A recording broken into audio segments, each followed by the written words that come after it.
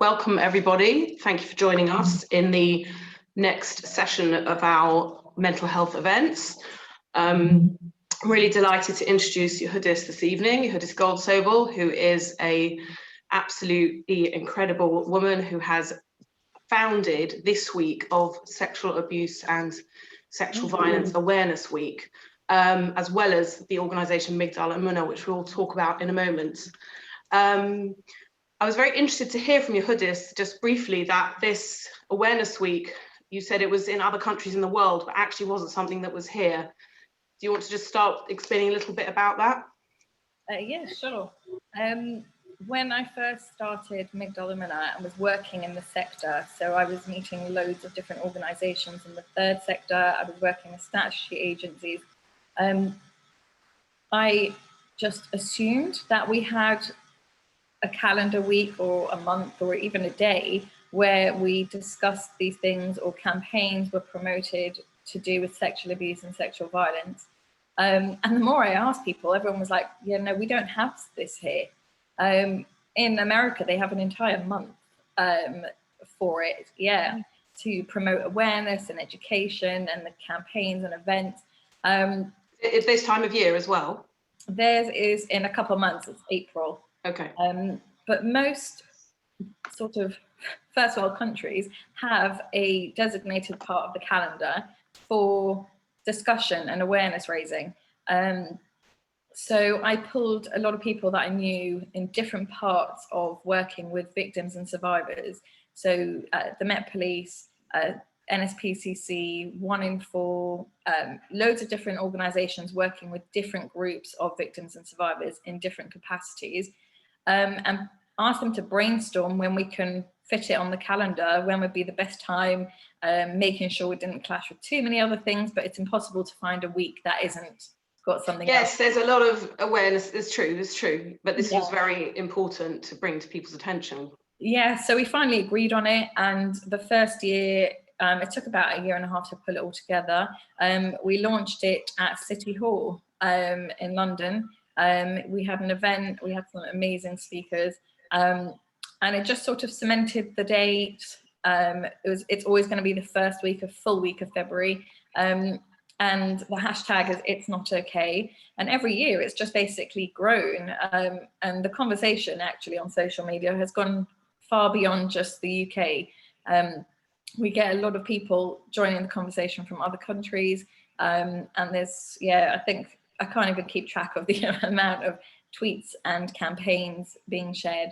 And that was the main reason behind it, was all the organisations had done and invested so much money and time into campaigns, hoping, we try to make sure it hits the mark, or I'm sure, the same is for any organisation. Are we going to get our message across? Do we have enough content and material? And it just takes a lot of effort for it to sometimes not really get much scope or coverage or, anything that it really should do. Right.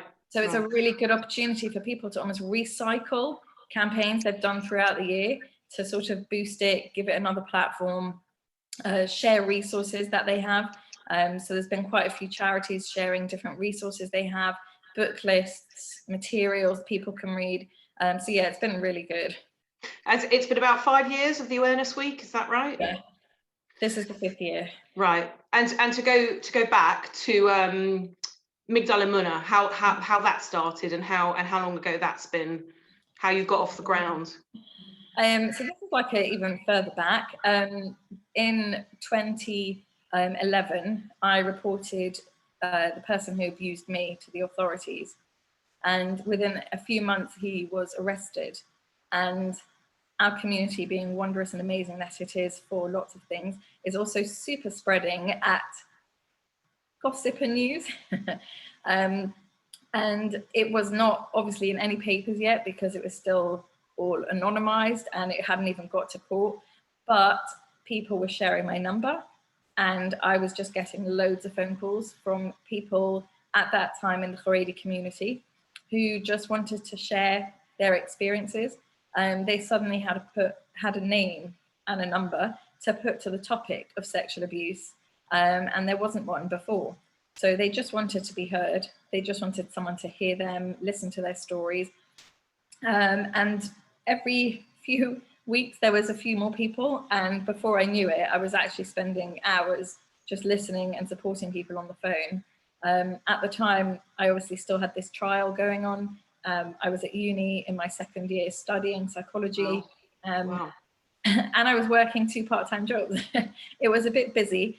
So I asked the women and the men if they would attend a separate group, one for men, one for women, that I would hire a facilitator, a trained therapist that can work with trauma. And I rented a room in the library, and the women agreed to meet, the men didn't. And it was the most amazing thing. It was a room of strangers.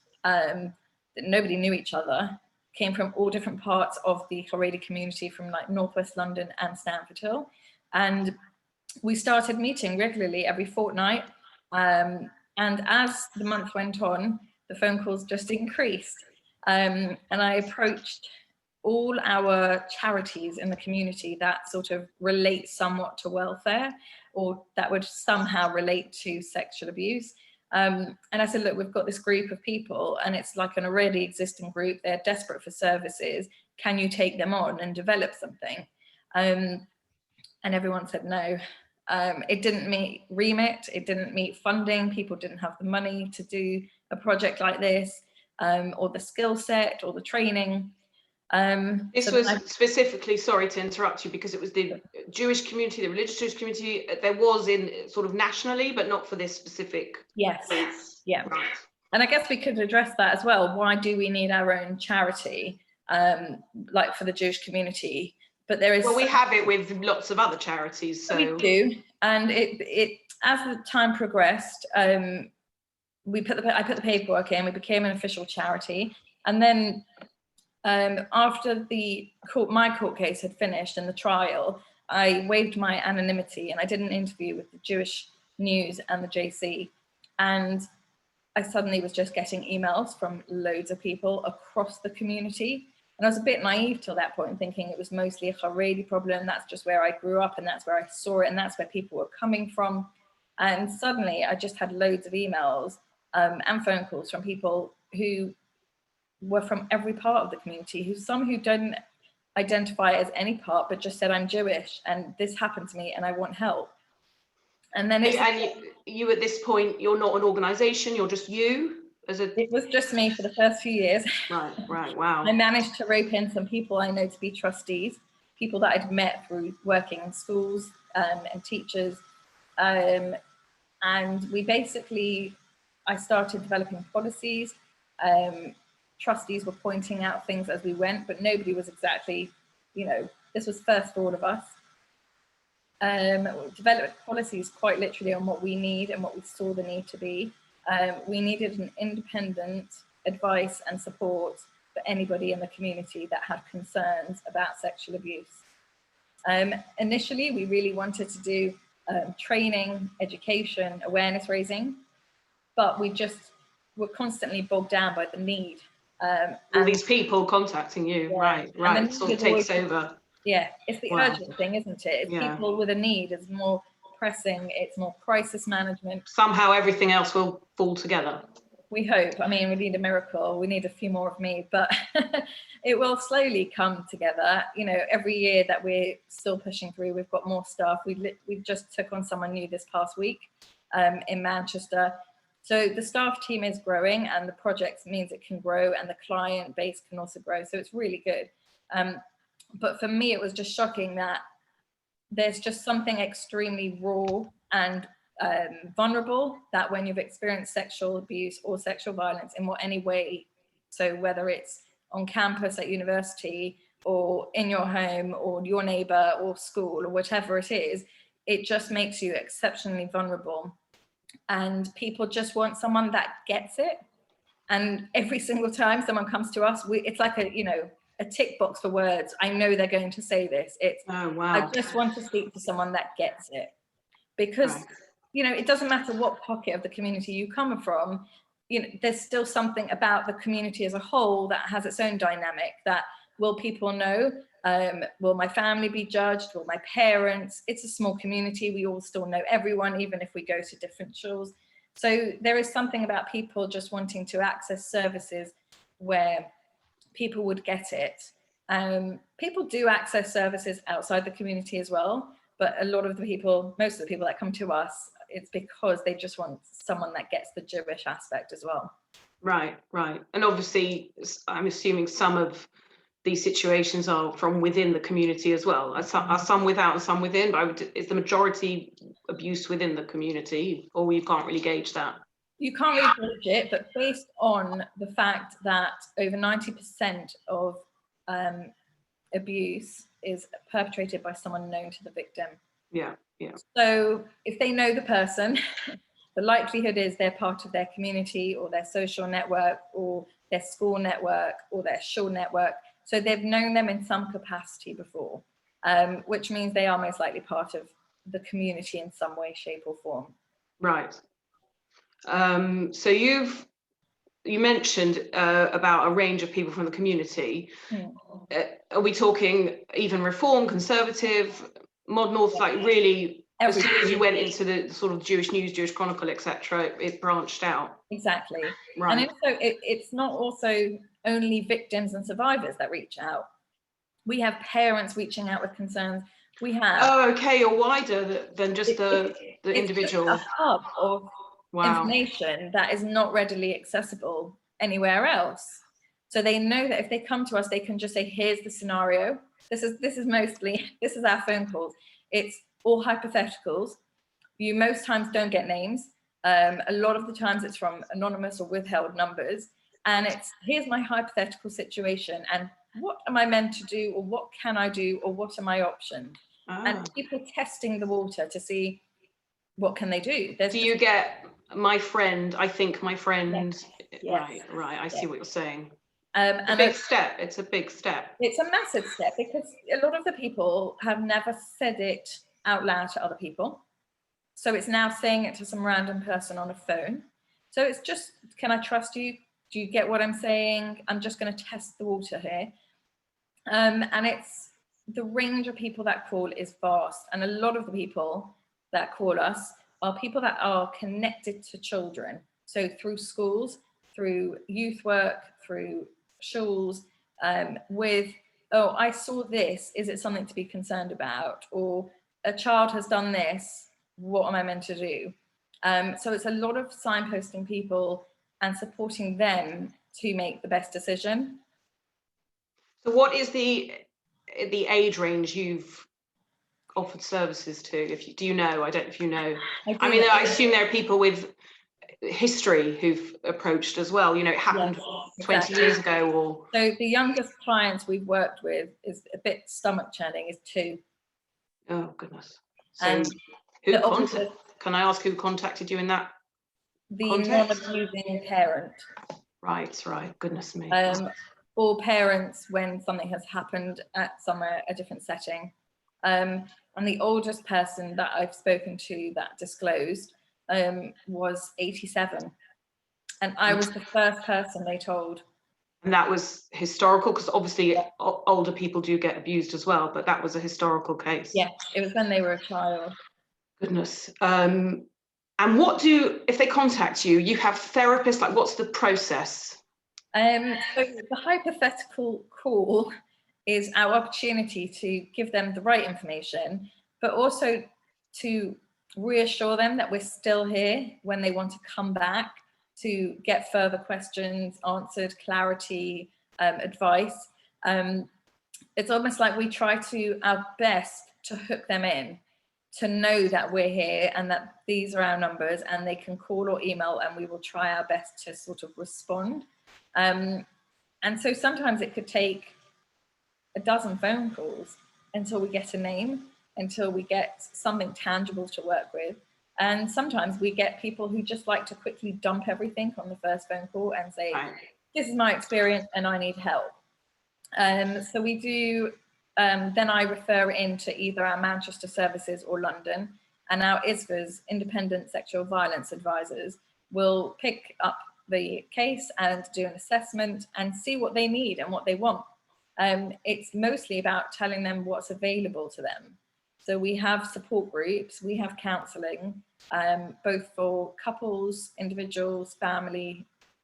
So it depends if they want any of those things. If they want us to go with them or help them to go to report it to the police or to social services, depending on the sort of case it is. Sometimes people need medical help, so we accompany them to GPs or to medical appointments. And sometimes people want rabbinical help. So we have a few rabbis or advice that we ping emails to, and they anonymously respond, and we just pass it back to them. I think that's the biggest part of why we need to be independent, is because we can just facilitate the information passing, so to speak. Yeah. Do you have people who, I don't want to compare, but like Alcoholics Anonymous, they want to meet other people, they want to discuss in that sort of format as well? Yes. Right. It's really hard though, because we don't really have that format, because we want to make sure that everyone else in our group is safe. Yes. So we do an assessment, and we do make sure that people that join the group are committed to staying in it for a certain amount of time, because, you know, it just unsettles everybody else to then share with someone who then vanishes. Right. But I mean, that's another sort of brainstorming idea that I've had on my table pile for years, that, you know, we do need a version of Alcoholics Anonymous, not per se for the Jewish community, but for everybody, for sexual violence. Because however much we go through periods of therapy, there is always at some point in life something that will be triggering. And it doesn't mean that I then need to go and say, I need to go and book in for loads of counselling and, you know, invest a lot of money and time. It just means I need to touch base with other people that can get it and relate and ground me, and then check out again. But know that it's a safe space to do that, and it's relatable.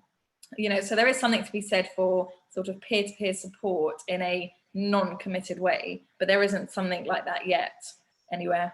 I mean, it was, I don't know if incredible is the right word, but when Me Too came about, to see like my Facebook feed filled with women mainly who have somehow been abused or interfered with sexually or raped. I mean, the range was quite large, and they were out there and they were saying it. And it was, I guess, I don't know if comfort's the right word, but for a lot of women to see, I'm not alone. You know, it has happened to so many, sadly and tragically, this has happened to so many women.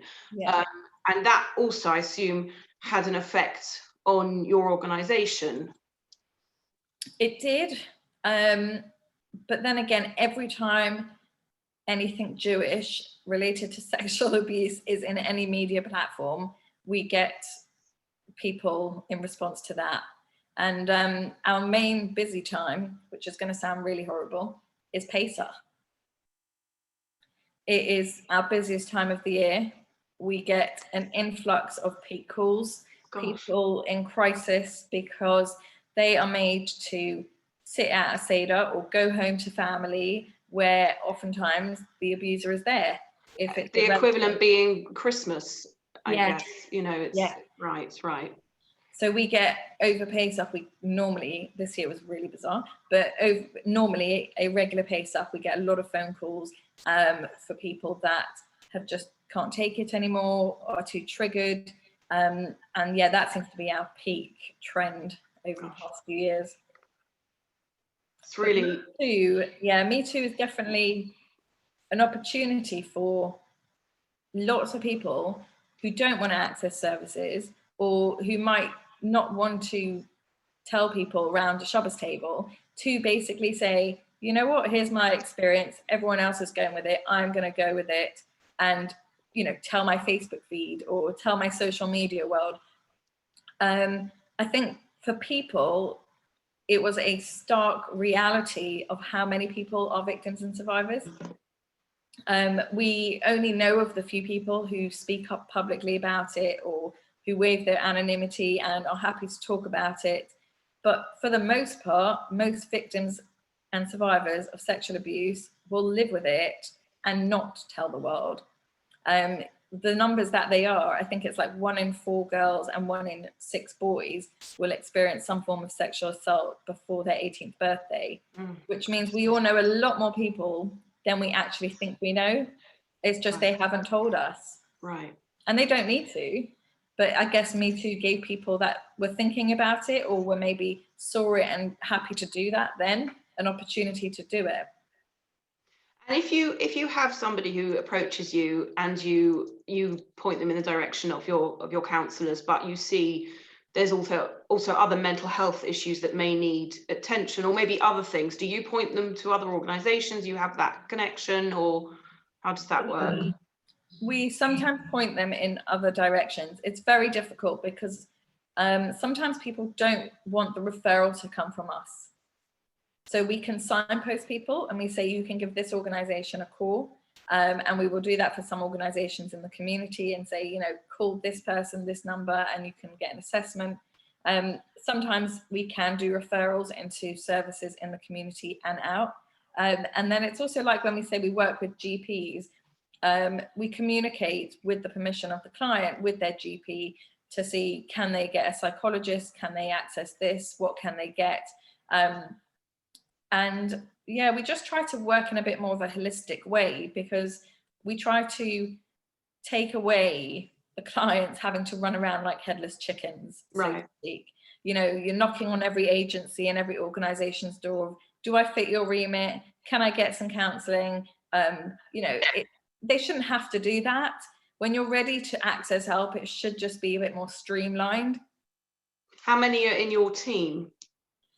So there's 2 ISVAs now in Manchester and 1 in London, and we are hopefully going to take another one on in London soon. And then there's me and someone that helps with the accounts. Oh, okay. So, and small. How many cases are you, if you can tell us, how many cases are you dealing with at a time? So COVID sort of really messed this all up. I'm not quite sure, because anything that was meant to go to court is obviously going to schlep like massively now. Okay. So some clients are only getting to court at the end of this year, and they've already been sitting on it for 2 years. So if we would have thought we would have ended with that client, it's going to go on for a lot longer now. But I don't have exact figures off the top of my head, but we are quite stretched. And every client takes a different amount of need and attention and time. Some just want to check in every fortnight, and some want, every other day to talk, check in. It depends if there's updates, if there's, letters and stuff, what they need. So yeah, it varies on the need, and the client numbers, I can't give you a number off the top of my head. That's okay. That's okay. And you've also mentioned that obviously this isn't only something that goes on in the Jewish community. Yeah. You work with other faiths, other minority groups. Yeah. So through the years, I've met other people that are doing sort of the same sort of work in other organizations in the Muslim community, the Sikh community, Asian community. I've done some talks and presentations in some of them, because, when we talk, we just say we can take out the words Jewish, Muslim, Sikh, Catholic, Christian.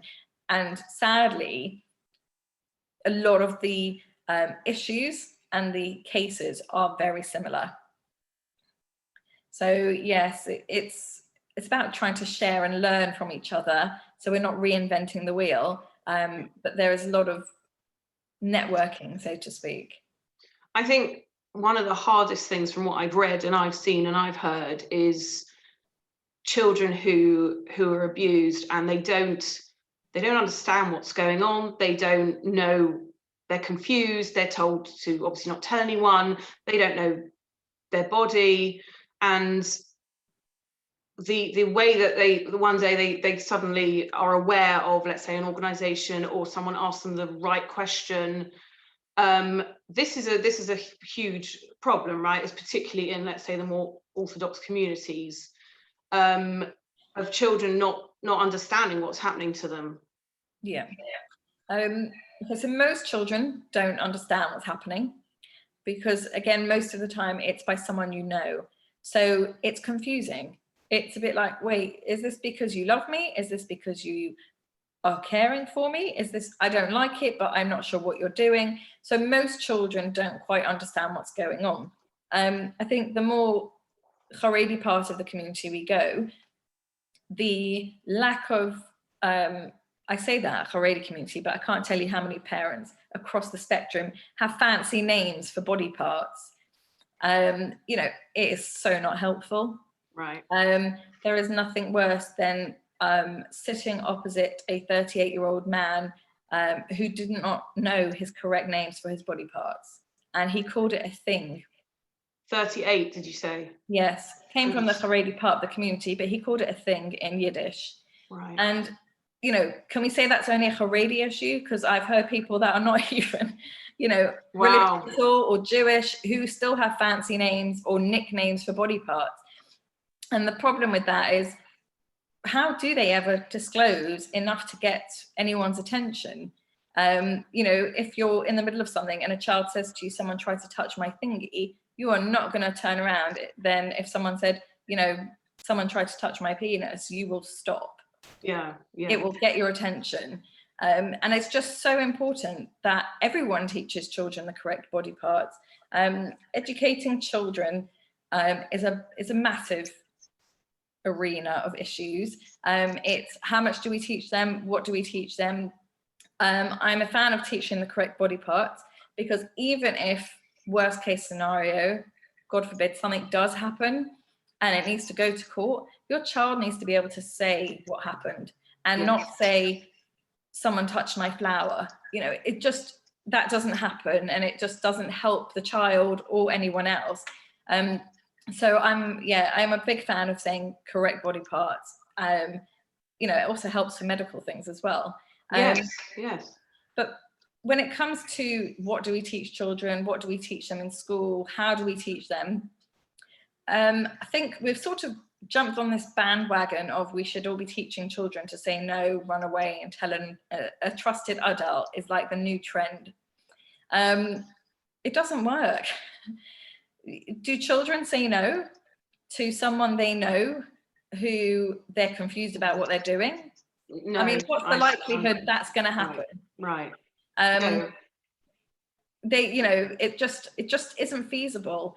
And it's also putting the entire responsibility on children to protect themselves from sexual abuse. What are we doing? We're the adults. We're supposed to protect children from sexual abuse, and they just don't have the skill set, the intellect, the capacity to even think in that way. So teaching children the correct body part, having open conversations with children, that they know they can talk to you when someone stole their pencil, as well as when something really, really serious is happening, that there is that open channel of communication is way more important and valuable. There was some research done that's a lot of people said they tried to tell their parents something had happened, but because the parent dismissed it and didn't quite grasp what was happening at that first instant, the child then didn't say it again for another 7 to 10 years or something like that. I can't remember the exact year. Right. So I think it's just important to have those channels of communication that you know straight away then, hopefully. But I think it also comes down to educating people around children. Like, take the children out the equation. You know, we can't educate them to do this. It's a massive ask. But can we educate teachers, teachers assistant, LSAs, anyone working in a school, anyone working in a youth service, a club, a shul, anywhere that you might interact with children, any of their extracurricular activities?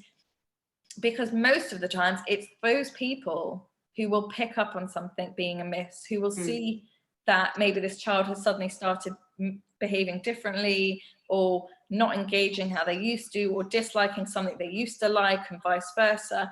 And they are the ones that can get help sort of way. Is that your remit? Do you make connections with schools and youth groups at all, or is there another organisation needed? It's definitely a whole nother project of work. Yeah, sounds like it. And I think whatever it is, it needs to be done in tandem with working and supporting victims and survivors, because I think the data feeds into itself then, and we're not then losing track of what the aims are. When you hear, people often tell me that I come across way too aggressive about it and I'm angry, and I'm like, yeah, if you heard the things I heard on a daily basis, you'd be angry too. I'm sure. And I think that content that we hear on a daily basis should feed how we teach people to respond or to look out for or what to do in scenarios and situations. So I think if there's no connection there, it's a bit like, is one leading the way? Is one helpful? Is it not? What are we doing? Do you think the NSPCC, I know they've released certain videos and things, that's helpful what they're doing? Their Pants campaign has been sort of like, nationally famous. It's in almost every school, let's not say all schools, but it's in a lot of schools, and a lot of parents can use it. It's so easily accessible. They've got different projects over the years, and I know they're releasing different resources. It's just, how accessible is it? And are we making sure, who's going to make sure it joins up between what they're offering and what's going on in our community? Right. You seem that you're dealing with a lot, as you said, while you sometimes feel angry, passionate, I like to say. How do you unwind? How do you offload? Because it is a lot. And I don't know if in your mug you've got maybe a bit of wine or something, or it's actually tea. It's actually a mint tea, like I'm that, I think. But it's really, really hard. Some weeks is harder than others. And I think, we make sure, I make sure that all our staff have supervision, clinical supervision, and management supervision. Do you want to, just in case anyone doesn't know, briefly explain? I know what it is, but I don't know if you want to. Supervision, for especially clinical, is effectively bringing your work, but without the names and without too much detail, but the scenarios and the cases in which we're working and how we've responded and how it's affected us and how we can better respond. It's a way of sort of clearing our mind in understanding what we did and how we did it, and did we do the best thing, because otherwise it sits on your brain. It's a type of, I don't know if this is the proper term, it's supportive therapy-ish, sort of like. Yeah, that's good words, yeah. So we've all got that, which sometimes, it's really hard to fit it in, and I'm not going to lie, I've not been in a while, and I should, because I should be practicing what I preached. But we make sure as well to have like a team meeting once a week on Zoom, just to make sure we're all, touching base with each other. We're working in a really small team, but we're also working in isolation, which was actually happening before COVID, because, we've got people in Manchester, and we've got a base in Golders Green, but we all work different days and have different clients and different days at core. So it's, a bit like ships in the night, and it's good to just have a one time of the week to check in with everyone. But I struggle to unwind sometimes. I eat an awful lot of chocolate. I try to go for walks, and I try to run when I can, just because it forces my brain to clear. But it's not so, and obviously at the moment everything is more intense, it seems, with what we're stuck in and everything. And then my work is all over my house as well, which is also weird. I recently saw Migdal Emunah released a couple of videos about myths surrounding sexual abuse, sexual violence, which were short and powerful. I recommend people watch them. They can find them on Migdal Emunah's Facebook page. Any that you can stick out right now that we can just sort of share with people? There was quite a few good ones. Well, mine was what I just said before about teaching children to say no. It's a bit of a myth. What else did we have? Someone said that, what a woman is wearing, that she was almost blamed asking for it, or that's a really interesting one. I remember reading an article quite a few years ago where there was, I can't remember which country it was, and they had a museum, or maybe an exhibit showing clothing of women who were raped. I don't know if it was one country or different countries, And, you know, they're not wearing, well, let's not even decide what they might have been wearing, but they're just wearing regular clothing, you know, and I think that's a really strong one, that I know, that was very powerful. It's about power and control. It's not about sexual attraction, or I don't know, I didn't want to twist it into that. It's totally exactly that. It's totally nothing you were wearing, not you were doing, saying, looking. It was just, it's all on the offender, to be frank. You choose to offend or not to offend, and they chose to offend. Yeah, and I think that's also a balance that seems to be the wrong way, that very often, you know, or the victim, no, the rapist or abuser shouldn't do this and they shouldn't do that, and they're the one in the wrong. Yeah. And as I said, we've definitely had high profile cases in the newspaper. You know, I'm not going to mention names. I'm sure everybody's aware, only because they make me feel ill, these people. And it shows that this is just, what can I get away with, and it's narcissistic, it's all of it. It's not about any sort of love or caring or anything like that, which is what they try and impart, really, sometimes, isn't it? That what's going on in this situation. So I'm trying to think of some of the other myths that came up. I think another one was saying that about people, once they've had therapy, then they're over it, or something, something like that.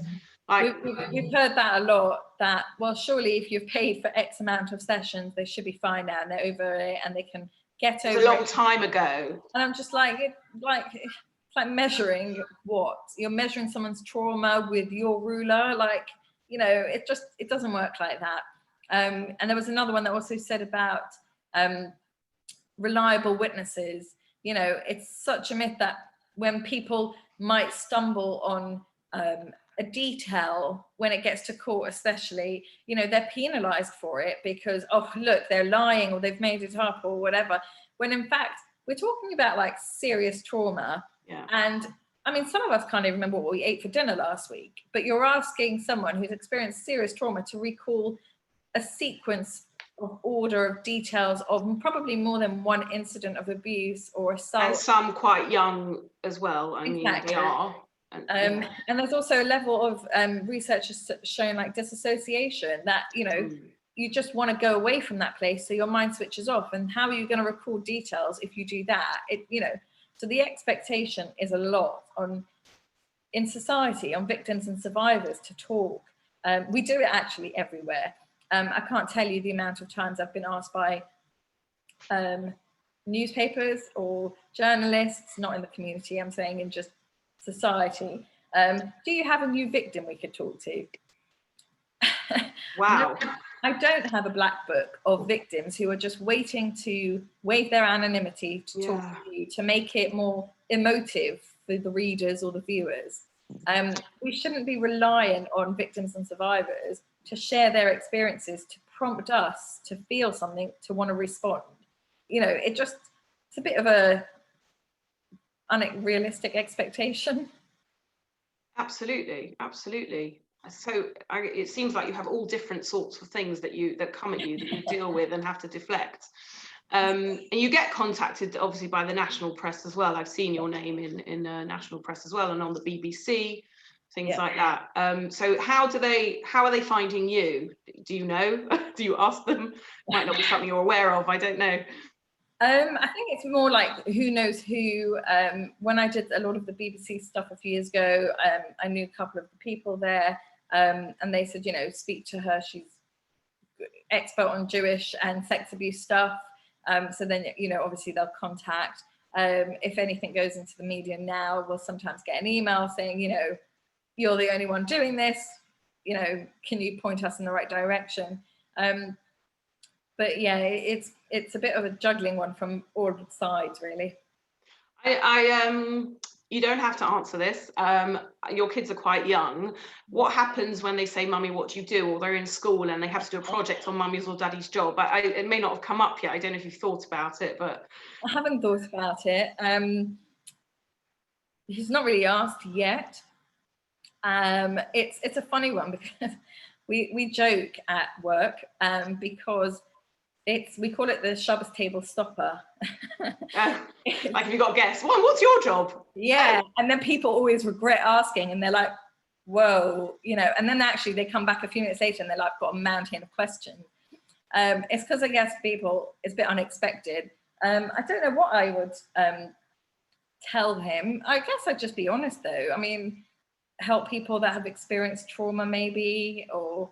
Yeah, I'm quite sure you'd be capable of, as you said, dealing with children and telling them the right way to express things. So yeah, I think my worries are more at how do I tell the teachers and the staff when he starts school. You know, I've taught him the correct body parts, and he's very confident to say to his teacher now, you know, actually this is hurting, or this, or whatever it might be. And sometimes it takes the adults a bit aback, like, oh wait, you know the words, but then they know what I do, so it's almost like a bit expected now. Right. I think I'm going to, I don't know if there's anything else you want to add right now. We could open up to the floor. I don't know if anyone's got any questions. I'm just going to put it on gallery view to see, has anybody got anything they want to ask or contribute to either myself or Yehudis, or just lots of things to think about maybe? Can I say something? Please, yes, please. Yeah. Yehudis, you say that, you know, for goodness sake, we're here to look after our children. But it can't be that way, because abusers are crafty as well. You know, they look for when children are on their own. I mean, you can't be with the child 24/7, especially in school. They could be abused in school. It could be a parent or brother, uncle, and you cannot be with them. We can't. You know, we do have to teach them, you know, not to let people touch them, you know, except for a doctor or a parent. You know, we just, you know, we just do have to. I mean, a lot of abusers do pick jobs where they'll be involved with children. Exactly, yes. And I think we can teach children that if we want to teach them that. We shouldn't expect them to hold the responsibility of putting into action what we taught them. Because how many times do we get things wrong? It gives them a chance, and it means as well they will come home to us and say, "Mummy, so and so touched me where you said I shouldn't." They shouldn't. So yes, it does exactly. And if you have that open communication, they will most definitely come and, you know, hopefully say it to you. Yes. But it's also like the number of cases we have had. I'll give you an example. It's a teacher's assistant in a school. I cannot tell you the number of calls we get from people working in schools. These are non-abusing members of staff who called us and said, I'm in a classroom with 5-year-olds, and the 5-year-old drew a picture of his family, and all his family members had giant genitalia. Now, this was in an extremely frum school. So her flags went, whoa, you know, what are they doing? Like, this shouldn't happen. Reported it to the manager, and the manager said they'll deal with it. A couple of weeks later, nothing happened. So this teacher went back, kept trying to push. There was no system in place for this teacher's assistant to carry this forward. So she was left hoping that the manager would do something. She, about 2 or 3 months later, got in touch with us and said, my manager still hasn't done anything. I'm really worried for this child. Needless to say, the school, I don't know if anyone knows this, but in this country, we do not have mandatory reporters, which means people are not held criminally responsible for reporting concerns or disclosures of sexual abuse. You know, we're the only first world country that doesn't have this in place. So she was stuck in a system that she didn't want to be the whistleblower, because we all know what that's like in our community, but wanted to get this child help. And it took us a good few weeks of working with her to get the parents engaged with us. Now, the risk was one of the parents could be the abuser, which we would have found out straight away if they would have shut us down. The parents were horrified and shocked and started working with us and engaging in therapy. We got the child into therapy. And after a few weeks of therapy, the child told the therapist that his cousins did this to him on Shabbos at grandparents' house. Right. Now, The manager still hasn't done anything. So we are like 4 or 5 months down the line, and this TA is sitting on it. The child did not have the right words to say anything to the parents because didn't have a clue what was going on. It was just cousins playing, older cousins. We managed to work with this child. We even managed to convince the parents to call in their sister and brother-in-law to meet with us and our therapist as well, to find out what's going on and where did their kid find it or get this new game that they were playing. Turned out the older cousin, who was preteen, had this happen to her at camp, and they told her, this is how you make friends. So think of all the people in this chain who could have intervened at any point to stop the children and protect them. But instead, the children were just sort of left in this, not sure what to do with it. And even if they would have had the words, no one actually had the knowledge or skill set or information with where to go and take it, aside from let's report it to the manager. So from my perspective, if we would teach all our camp people, all our education people, can you imagine how many people along that journey would have been more empowered that actually, I know where to go with this. My manager's not doing anything, but I can do something. Or this just doesn't look right, I'm going to inquire even. So while we can teach children some elements of, you know, only a doctor or your parents can help you touch you in your private parts to keep you clean or safe or whatever, ultimately they cannot stop abuse from happening, and they cannot articulate it or understand it enough to relay to us what we need to know. Thank you, Yehudis, for very quite traumatic and clear answer. There are a few questions in the chat. Can you access them, or do you want me to read them out? There's are all the people you work with in the charity has been abused? I think that not the staff, no, or the clients, yes. Right. But we do work with people that have experienced sexual abuse and sexual violence, as well as their families. So in the case where there's non-abusing parents, or if the parents aren't abusive at all, we'll work with the parents and the children. We'll also sometimes work with the siblings, you know, to try to make sure that they can all sort of heal in the process after this. We have worked with teachers and professionals around a case. Oftentimes we work with social workers as well to support them in supporting people. So it's a bit of a team effort, but not always directly with the victim themselves. Sorry. I'm just reading it. How does your organisation manage situations where communities here and all over the world can blame the victim and seem to side with the abuser? This then victimises the victim twice over having been brave to disclose in the first place. That came up on the video, one of the myths video thing. I totally agree with all of that. It's call it in our secondary trauma, because it's not only is it, you know, when someone discloses, they just want to be heard and they just want to be listened to. And not always do they want something. They don't necessarily want a plan or a counsellor. They just want someone to hear it. And when certain parts of the community respond in ways that are the most counterproductive, silencing people, you know, just brushing it under the carpet is a common phrase. Brushing that under the carpet, but that's a common practice in a lot of places. It's almost like in the more Haredi part of the community, when they respond with labeling the victim as, you know, mentally ill or victim blaming or, you know, whatever else it might be, and then shunning them and taking the side, so to speak, of the offender or the alleged offender, and sometimes showing up for them at court. You know, it is a secondary trauma. It's another whole trauma in itself when the community that is around you labels you as the problem, so to speak. So I hope that answers that one. And we've got, has COVID made you busier? Have more people come forward?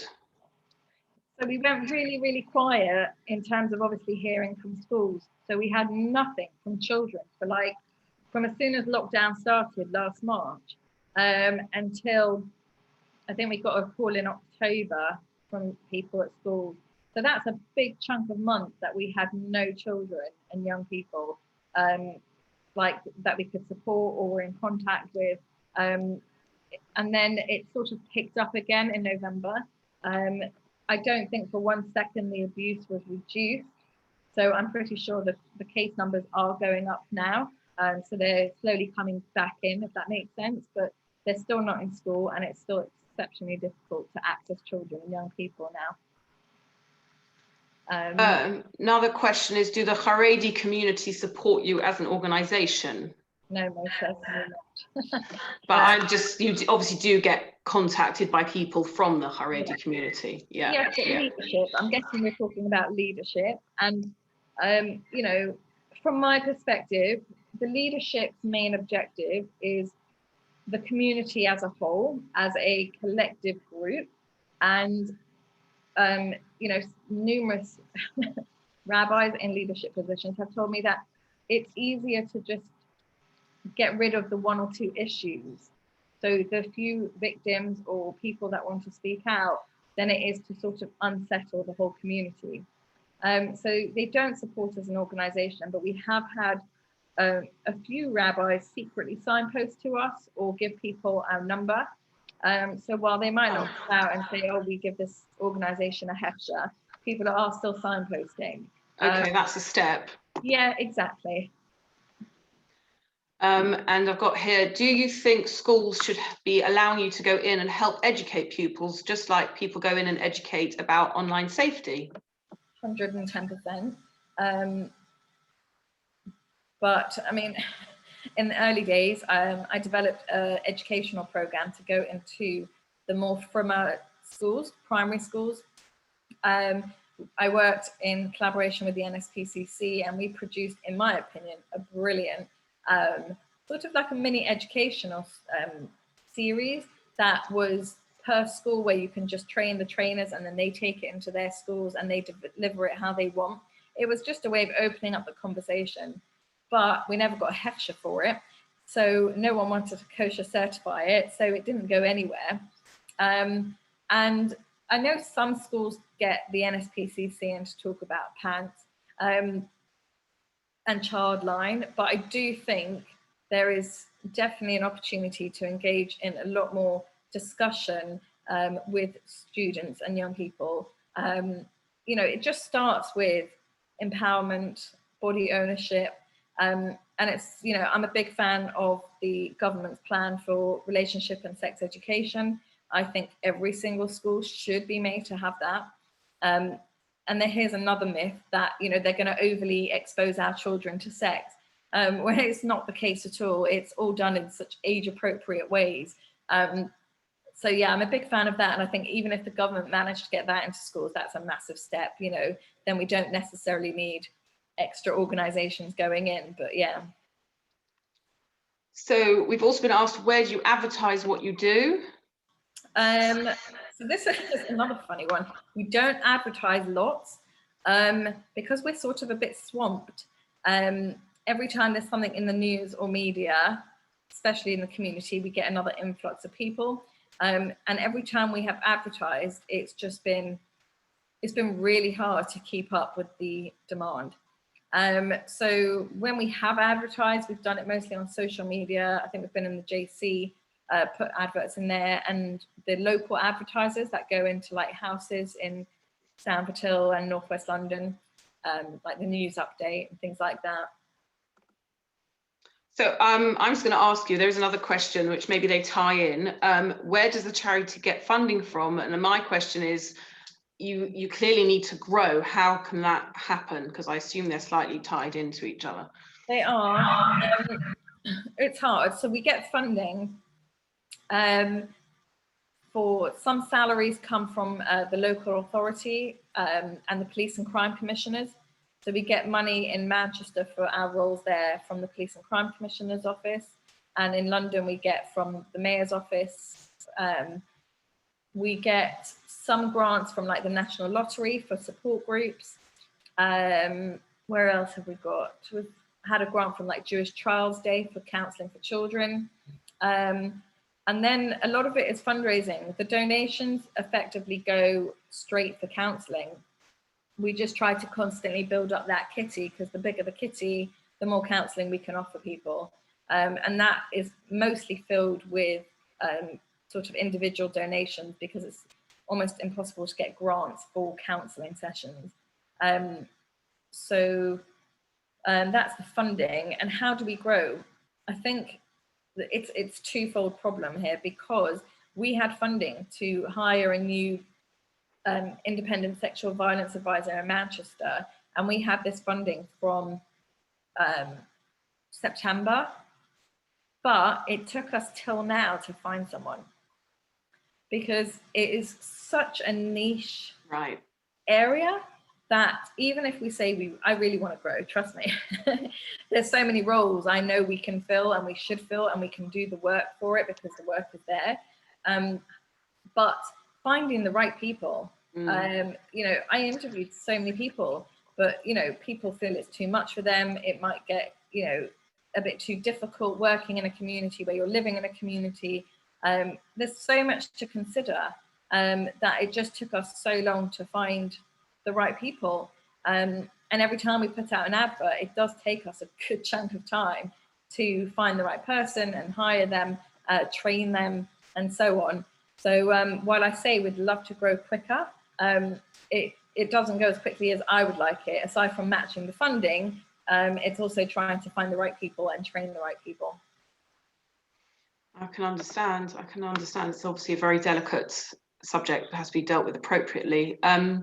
Someone's asked, are you tied into Place to Be? I don't know what that is. So that's a charity for children and young people. We are not tied in. I'm guessing that's what they mean. We are not tied in with them, no. We do know them and we work. We know what's going on in sort of the sector, the wider sector. So we know that if we have clients that might fit another organisation that is offering something, we can signpost there. We don't want to reinvent wheels. So if they are in a school where that school can offer support, then we do use that service. And that's what do they, I don't know what they are, sorry. They're a national charity, I assume?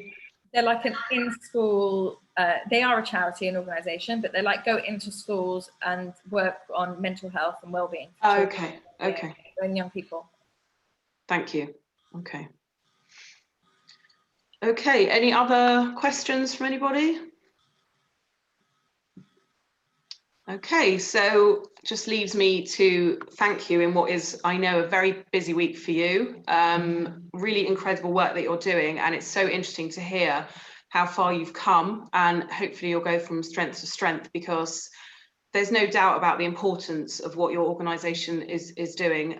So thank you so much for your insights, your time, the stories, and everything that you shared with us this evening. And thank you to those that contributed and asked questions. And just wishing all strength to Migdal Emunah and the awareness. That's one of the points of this evening, is to raise awareness of, you know, this does happen. It does happen in our community, and maybe there are ways that we can do something about it. So thank you very, very much.